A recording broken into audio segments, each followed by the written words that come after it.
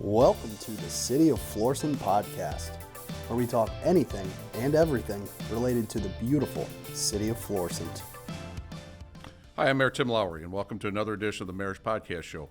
With me today is Paul Manganelli, who's our Councilman from Ward 2, but also he serves as the chairperson for our Italian Festival, which is going to be on September the 30th. Welcome, Paul. Thank you. And also with me is Chris Oldani, who's the director of the bocce tournament. It's also going to be held on the September 30th. And they're here today to talk about the event. So, Paul, why don't you tell us about the day's activities on what we can expect on the 30th of September?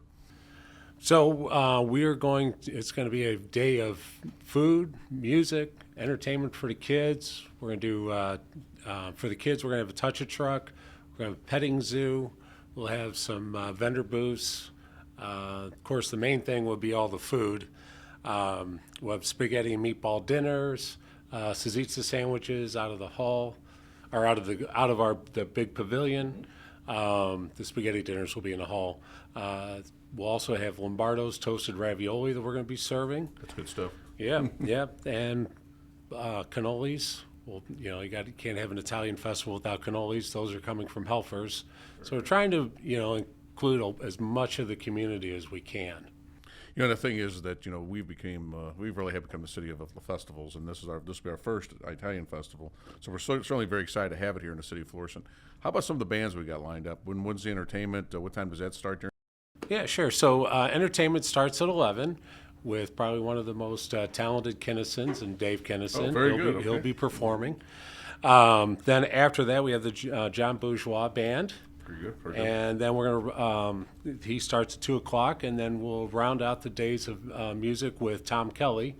He will be doing all your Italian favorites, from 5 to 8. And so does the festival end at 8 o'clock then? It does. Yes, it does. Okay, very good. And of course, we'll have some adult beverages and things like that for those that like. Is there an Italian favorite drink out there? Well, I'm trying to get my uncle's limoncello recipe down here, but I'm not sure we can promise that. But we'll at least have Italian margaritas. Very good. That's If our there's own such spin. a thing, yeah, I like that. Yeah. So once again, on September 30th, the festival is going to begin at 11 o'clock. Yes. The entertainment starts right away, and we'll go all the way till 8 o'clock with all the great food and drink and fun for the kids. What do we going to have for the kids? So like I said, we'll have a petting zoo. The fire department's going to come out, and the police department as well, bring out some of their trucks and equipment for the kids to get a good look at, and other games on the grounds. Very good. And of course, Chris, the other big thing that we're going to have going on that day is you're the director of the bocce tournament. So why don't you explain what bocce is and exactly the rules and how do we sign up for that? Okay.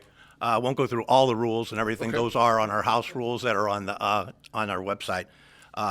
First of all, thanks for having us and being able to put this out there.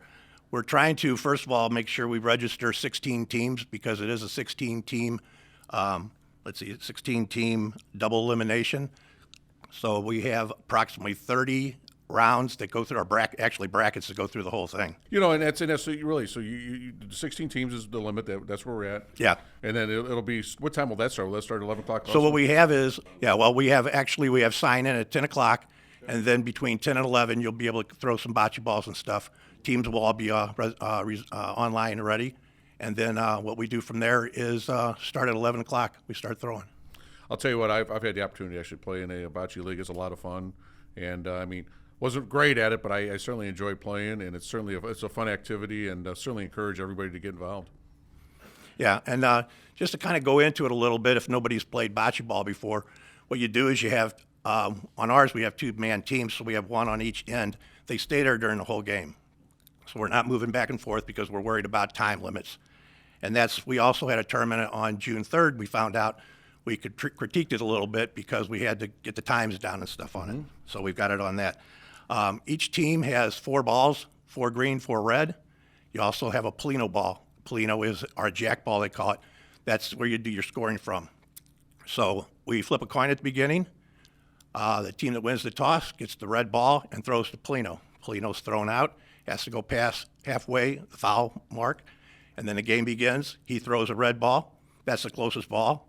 The next time the team, which is throwing the green balls, he starts throwing.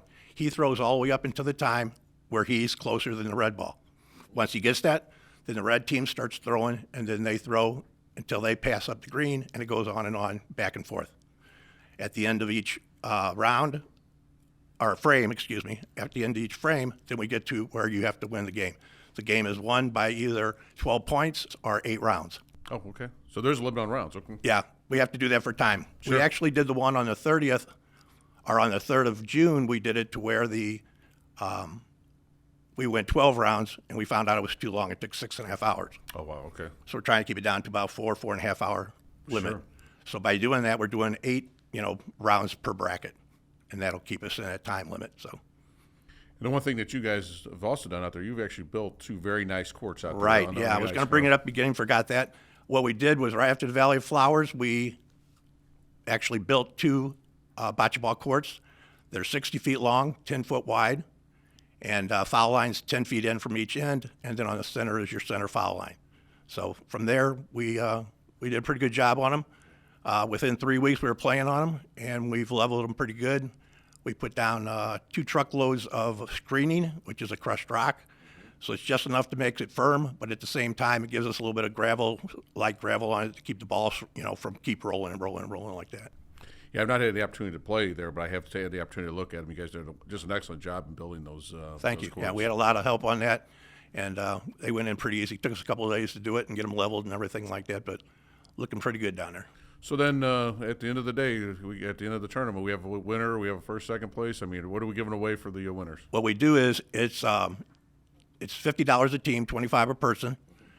You register online, like I said, and you take care of all that. At the end, after 30 rounds, we come down to, let's back up a little bit here. We have a winner's brackets, and then we have loser's brackets. So once it's a double elimination, so once you lose a game, you go down to the loser's bracket. So each team plays through. We have a bracket board up there all the time, so everybody knows who's playing and everything like that. So you keep playing on the winner's bracket until you lose, obviously, and then you go down to the loser's bracket. And then once you lose a second time on the loser's bracket, then you're out, eliminated from the tournament. If you follow the brackets all the way down to the end after 30 rounds, you'll end up with a winner on the winner's bracket, one person, and then you'll have, on the loser's bracket, you'll have a team that's lost only once. Okay. Once you play there, that's the 30th round.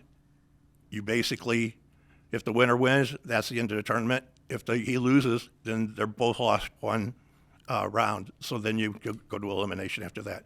Very So good. after 31 rounds, you've got a winner. And so out of that $50, the Knights are keeping half of it and giving the other half away, which pushes it at $250 for the first team and $150 for the runners-up. Oh, very good. So it's a money cash tournament. So I'm sure it'll be very competitive because you're giving away cash. Yeah, and we had this last tournament. We had men, women play together. We have women play together. Men, so it's mixed completely. However you want to do it, whatever you want to sign up for. Come up with some nice names. We had the Hill Boys, some other ones down there and stuff, and just sign up, and we'll get you on the board, and we'll start at 11. Sounds good. Sounds like a lot of fun that we're going to have on the 30th of September. I'll certainly try to spend most of the day down there. Maybe I'll get into the bocce tournament. And actually, when I played, it was actually me and Mrs. Lowery played on a team together. So if we do play, we'll probably play together. So Yeah, we had some of those. So Yep. husband-wife teams. Yep. So I appreciate it. So once again, September 30th from 11 to 8 o'clock. Great activities, fun activities for everybody. And Paul, both of you and Chris and myself are actually part of the Knights of Columbus down there. Why don't you tell us a little bit about what the Knights do? What exactly, because they do so many great things for our community. Well, I mean, on top of having the events that we have to, bring the community together, probably the biggest thing that we do would be our food baskets at Thanksgiving, Christmas, and Easter. And so we raise money through the years so that we can, pay for those food baskets. And they're not cheap. They're about $100 a piece, aren't they? Yeah, and one of the things we also want is, because those are mostly, the money comes from most of our meat shoots and stuff and fish fries and stuff, we'd like people to make sure they come down and try to, help us out and get a good fish meal and shoot some rounds, win yourself some meat. Yeah, and each of those holidays, we're feeding about 100 families each time.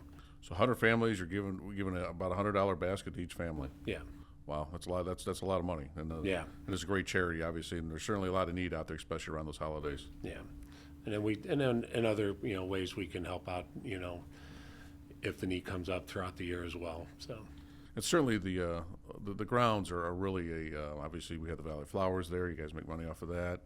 But we have most of the majority of our festivals are actually at the Knights of Columbus grounds, or the Duchesne Home Association is what we call it now. But that's where we have the St. Patrick's one. We got the Italian festival now, the Polish festival, which is coming up August 26th. So I mean, there's a lot of things going on at the Knights of Columbus grounds.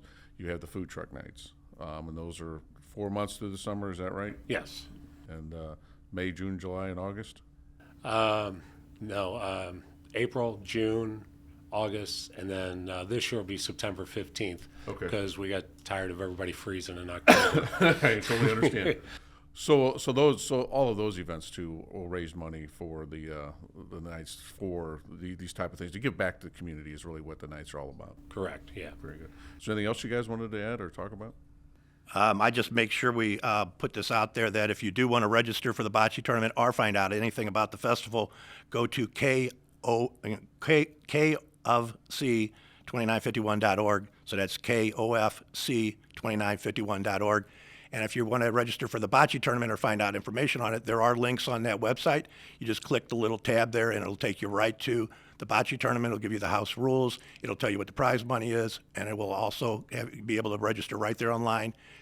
You can either drop a check off at the hall. There's a side mailbox slot there, or you can go right on there with your credit card and pay right now on that. So we just want to make sure everybody knows about that. But everything about the festival is on that website, too. Yeah, we have an Italian festival tab on the site. Very good. And I can know that Jackie Wigano right now is standing at home saying bocce. Bocce. Bocce, whatever it's called, right? Yeah. So, well, very good. Thank you guys for joining me today, and certainly thank you for all you're doing for this festival. It really means a lot to the City of Florissant that we have these activities. So thank you guys so much for what you guys do. Thanks for having us. Thanks. This concludes another edition of the Mayor's Podcast Show. We are Florissant Strong. Thank you.